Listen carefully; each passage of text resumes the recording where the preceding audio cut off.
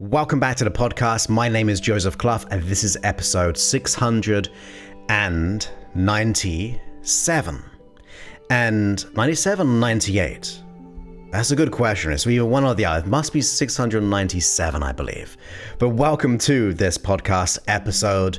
I hope you're doing good and great. And in this episode, we're talking about the 5 common causes of anxiety. Now, there's a reason why you must get this, right? The reason why you must understand this. Because even if you've listened to a lot of my work before around anxiety, worry, doubt, and it all will relate to this episode, the imposter syndrome, fears, panic, all of that stuff. It's important to get the conscious aspect of it, because when we get the conscious aspect of what is really happening, we can get more clarity. We can really understand how things came about. And that should lead us more to the cause of our pain, cause of our anxiety, the cause of all the signals which are showing up that really need to go, right? So make sure you pay attention to these 5 common points of causes of anxiety, and be sure, if you're watching on YouTube, in the comments or in the live chat right now, be sure to say, oh, maybe it's one, maybe there's a second one, maybe it's the 5th one, maybe it's a combination of all 5 points. Because once you start to recognize the pattern, you're able to do something about it, okay? So really have that in mind. So we know what anxiety is. It's said so often around online compared to how it used to be. We know that anxiety is a feeling and a worry about the future. And that could be, for example, of what I'm going to be like, how I'm going to act, what's going to happen that day, what are people going to think of me, warranted anxiety and unwarranted anxiety. I mean, what is the difference here? The more we understand about what is happening within our mind, we have the ability to do something about it. And that's what I'm all about. I'm all about trying to get people's minds out of their anxiety, to understand it, to then liberate us from it. So please pay attention to each one of the 5 points, because it's going to really make us understand what is happening and then what we can begin to do about it. So, number 1, the first, and this is not necessarily number 1 like in a hierarchy. These are just 5 equal points. Some may be more important to you though, so just notice once again. The first one is dramatic, significant emotional events. In other words, in our past, we have gone through a situation, more commonly when we're very, very young, when we weren't able to process that event or situation with great clarity. In sociology, they say it's like the imprint age between 0 and 7. So consider that if you've experienced anxiety, has there been events in your past where that event felt very significant to you? And the way that I paint it in my mind is when we're in a state of shock, right? Or a deer in headlights or a rabbit in headlights, whatever the term is. Like when you just feel isolated, you feel unable to move, very stuck and unable to process what is going through. Those can be big events, but they may not be big events as an adult. Like looking back, it could have been maybe the teacher making you stand up in front of everyone. Like now it may not seem that big. It could have been scolded by your parents. When you think about it as an adult, you think, well, yeah, look, that happened. But at the time of your conscious and unconscious awareness, at the time of how you could articulate that experience and make meaning out of that experience, your unconscious mind did 1 or 2 things. And let me just say this way as well, it doesn't have to be when we're growing up, like between 0 and 7. It can happen anytime. Like, for example, it could have been at university. It could be our breakup of someone in a marriage when we started to have this. But just see and think about it as a significant emotional event that made us feel paralyzed or stuck or unable to deal with the situation based on the knowledge that we had in that situation, where it be age or our ability to process it because of that event, right? So just consider that. So the two things which can happen because of that is a limiting decision about ourself or the world or how our body works. In other words, our unconscious mind decides to go off a course of action where everything was fine and now suddenly there's this new way of thinking. There's a new way that your body reacts. If we think of, like, say, phobias and so on, it's usually a significant event, and then our unconscious mind goes, oh my goodness, this must mean that. Every time I see a spider, it must mean I should be fearful of it. Every time I go into a place of interviews because of that real bad event of that one time I really messed up, that must mean I'm terrible at interviews, or I have this reaction to the interview, right? So just consider that in your mind, that your mind at an unconscious level made a decision that put us off the course of being normal. And by normal, I mean not having anxiety. There was a time when you felt normal, and then there was a time when you felt anxious. A time when you felt harmonized or balanced, and a time when you felt conflicted or stressed or anxious, of course. Now, the other thing, which will probably be included within this of the decision, will be something around your identity. In other words, we'll make a decision to believe something about ourselves.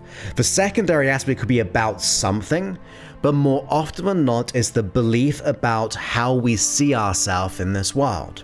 Most common examples when it comes to anxiety is maybe I don't feel I'm enough, good enough, worthy, deserving, of value, capable. Those identity conflicts will be one of the common causes, because we're making these limiting decisions based on this significant emotional event that causes anxiety to happen.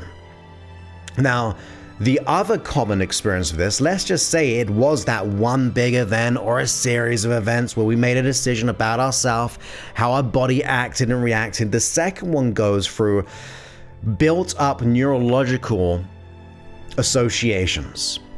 So in other words, once you experience anxiety once, you go into a situation just like it or similar to it the next time. In other words, in your future, your unconscious mind has a great ability to remember that and go, oh, this experience is just like when I had that significant event. That event was not good. That was painful. So therefore, I must get anxious again. So any event that we go through in time, whether it be big events or small events, that momentum starts to just build an unconscious association to events like that in your future, or worse, unfortunately, things which are similar to it. And that's why it can suddenly be in our relationships, and then into our career, into driving, into fill in the blank. So our unconscious mind is a great learning machine. It tries to make meaning out of everything because you are a meaning creature. Like, we need to understand. Does it in many good ways, right? We get lots of good meanings, but unfortunately, if we have anxiety, it can start to find more meaning in having more anxiety. So think about that as the second one, that our brain, the neurological wiring, the one analogy that I have in my mind, and I thought of this like 20 years ago, was when I was talking to my clients. Right in the beginning, I had an analogy of, look, imagine there's this overgrown garden. You go down that one pathway, like you kind of make your own pathway in this overgrown garden, and at first it's pretty tricky. Like, you're not great at walking down that pathway because there's all the bushes, all the shrubs, all the tree branches. But if you do it over and over again, consistently, there's going to be a pathway after a while, because you've trodden down that environment around you. Now, take those branches, take that shrubbery, take those the grounding there that you made as like the brain. The neural networks just firing off. The more that you have that one consistent association, or that one consistent thought, or that one consistent belief system about yourself, all of those things, the neural networks are building up. The space between them, that information starts to pass everywhere. You can look into like neuroplasticity and so on like that. I can never say it right, but it's something like that. It just builds up this neural network and association. So the second aspect, remember, is your unconscious mind builds up associations to the things which are important to us and similar. So if we've experienced that in the past, and then we suddenly start to feel it in the present or in a similar event, it'll go, oh no, I must be anxious because last time I got hurt, last time this happened. So therefore I've got to be in a real alert to be able to deal with the situation. Now the third one is an interesting one. I'm just going to call it misaligned values.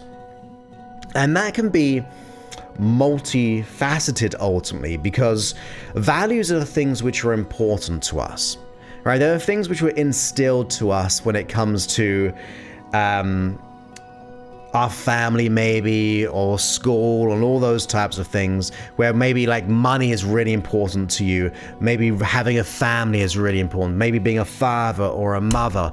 We have all these different values. Some people have a high value of walking outside. Some people have a value of working with children.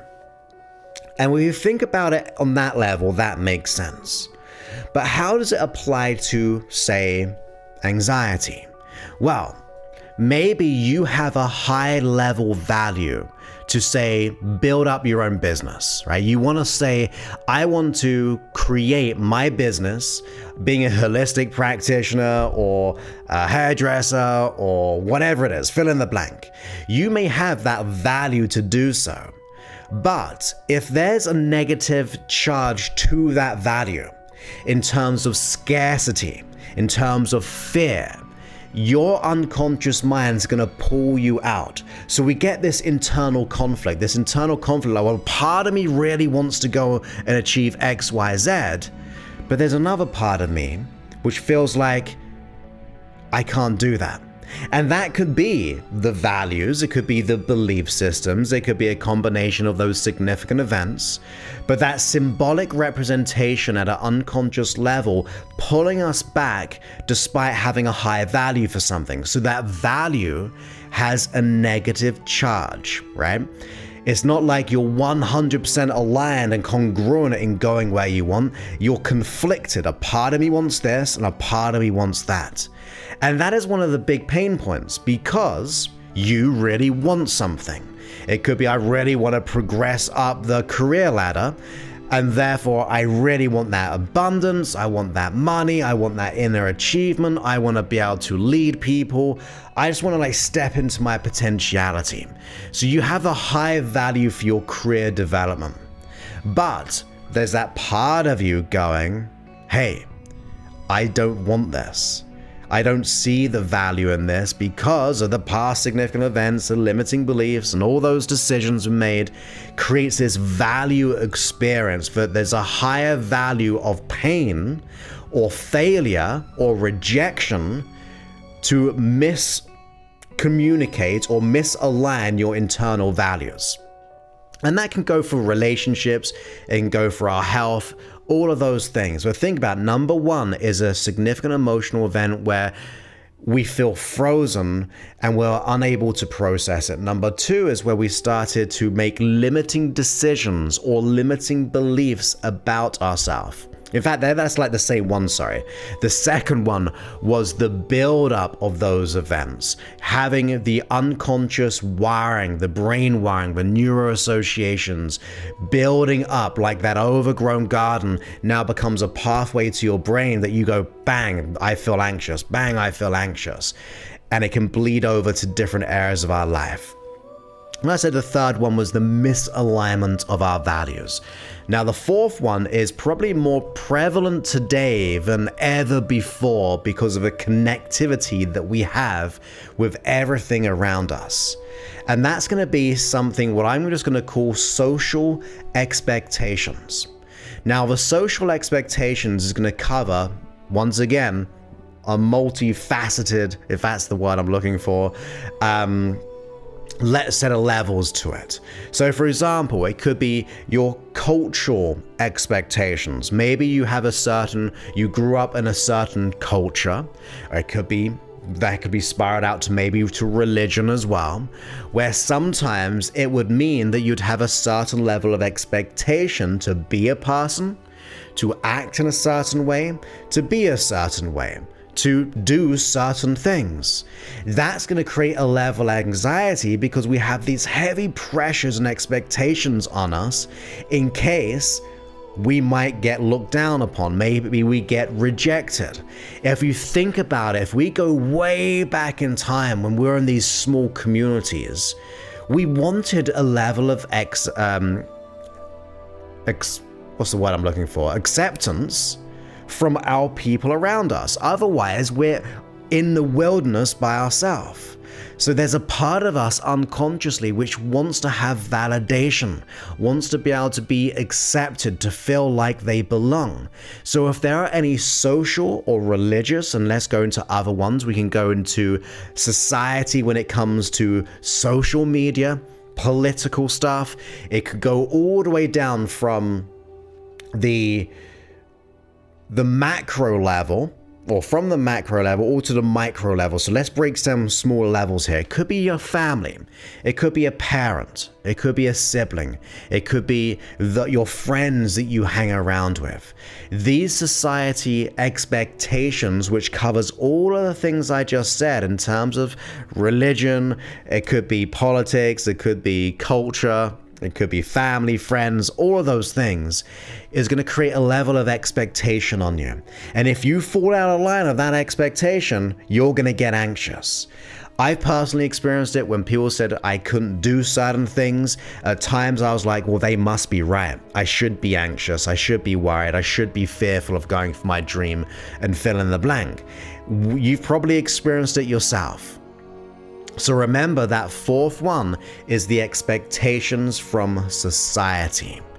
And then the last one of the most common fears that I can really recognize is almost like you're overachieving. Not necessarily to your conscious mind, but to your unconscious mind. And that generates imposter syndrome. You see, you go and say you start with nothing. You're like, maybe if you start nothing with your business, or maybe you're the bottom of the career ladder, like you're just getting into your career. And somehow through your greatness, maybe for a little bit of luck, bit of opportunity, but it could be pure heart, drive, all of that stuff, you start to move up that career ladder. You start to get the business and the career that you really, really want. And then suddenly you have things in your life, and that could be money. Now you have abundance in your life because you're rising up that career level, or you're rising up in business. So therefore you have money. Maybe you have relationships based on status, friends based on status, not necessarily just consciously. They could be great friends, but unconsciously there's this level there. It could also be you have a sense of power, and that's not bad because you need to be a powerful leader sometimes in business. You may be leading people in that career as a manager, as a CEO. So take those two analogies. You had nothing, and that was kind of okay because you just went for it because you had nothing to lose.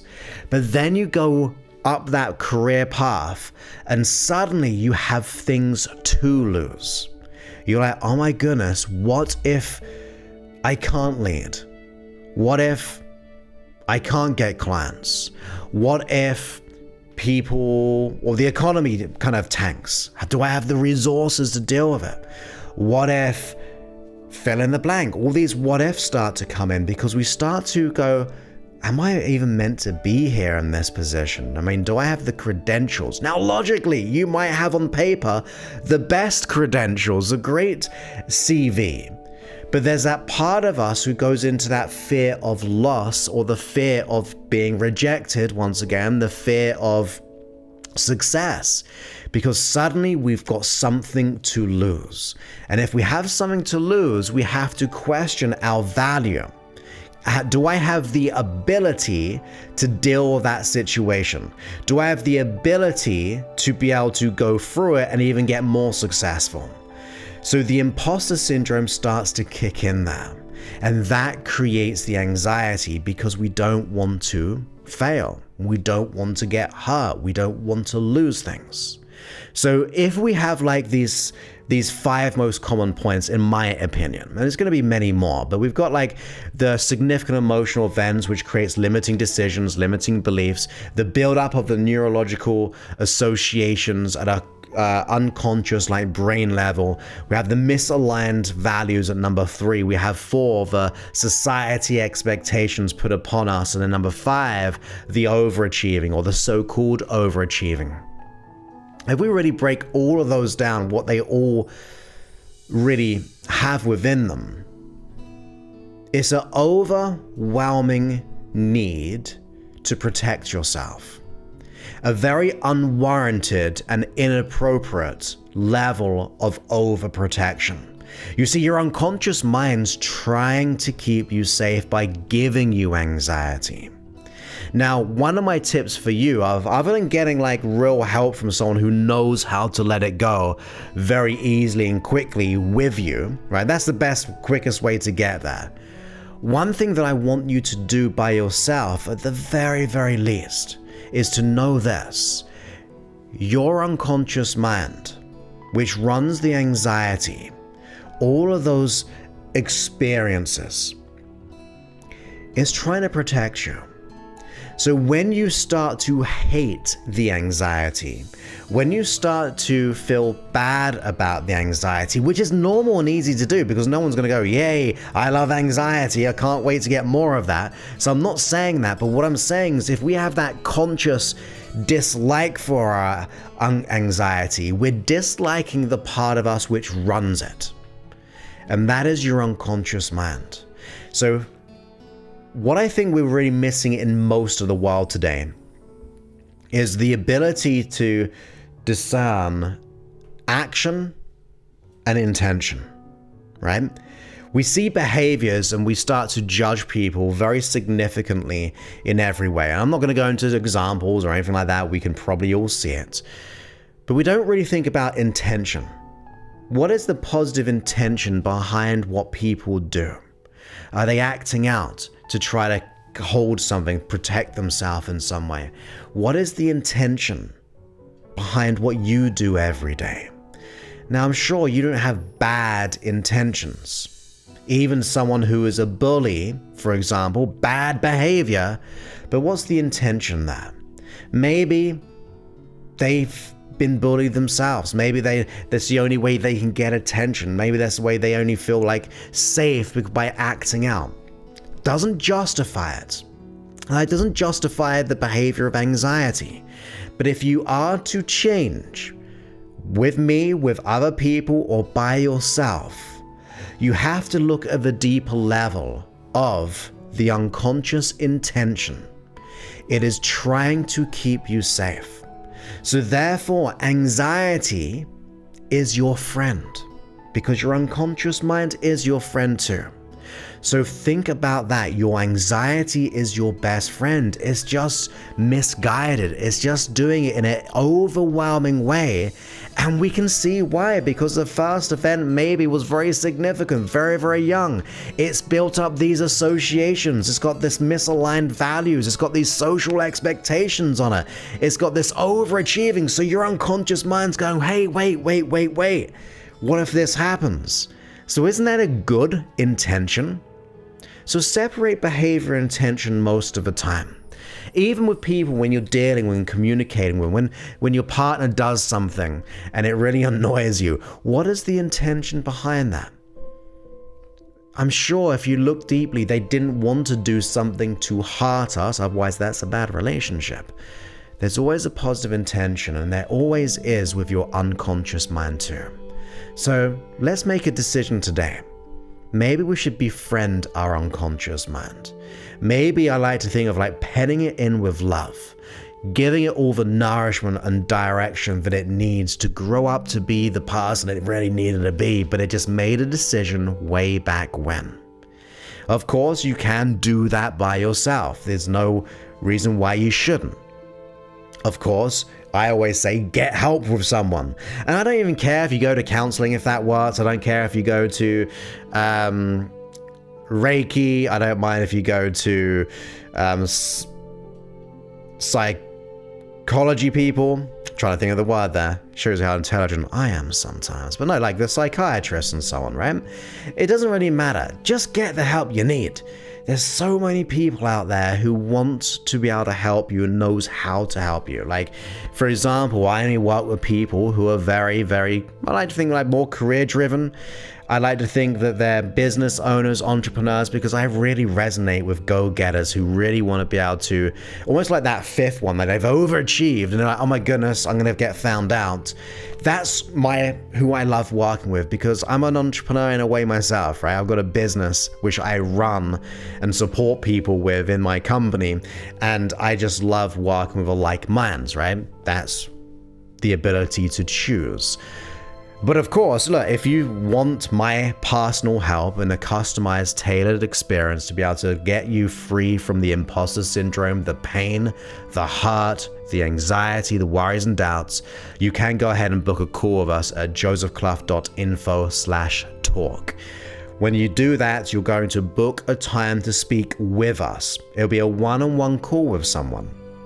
And therefore, you get to talk and understand. We get to understand where you are, where you want to be, what's getting in your way, and really figure out if we can solve it for you, with you as a team. So you get us on your side to support you each step of the way, and it's so custom and tailored. To me, it's life-changing. And I only want to put out, like, at the moment I've got two things. Got my app, which I try to help as many people. The podcast help as many people, which I see as one thing. Same as these YouTube lives right now. This is one, by the way, for those listening on the podcast. And then I have my one program, which goes real deep into the customization to your unconscious mind. But whatever happens, see your unconscious mind as your best friend trying to help you. Sometimes see it as like a little child trying to paint you a picture, but it just so happens to be painting it on a wall in your living room.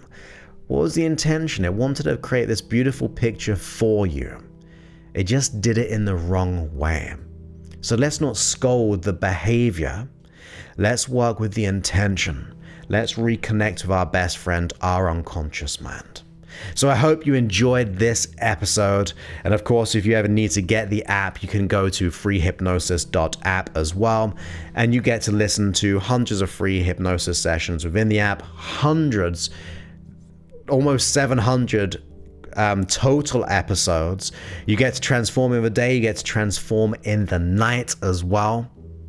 Once you get one track, you get both versions. Also, if you unlock the whole app, you get every version, and you can create your own custom tracks, unlimited wires.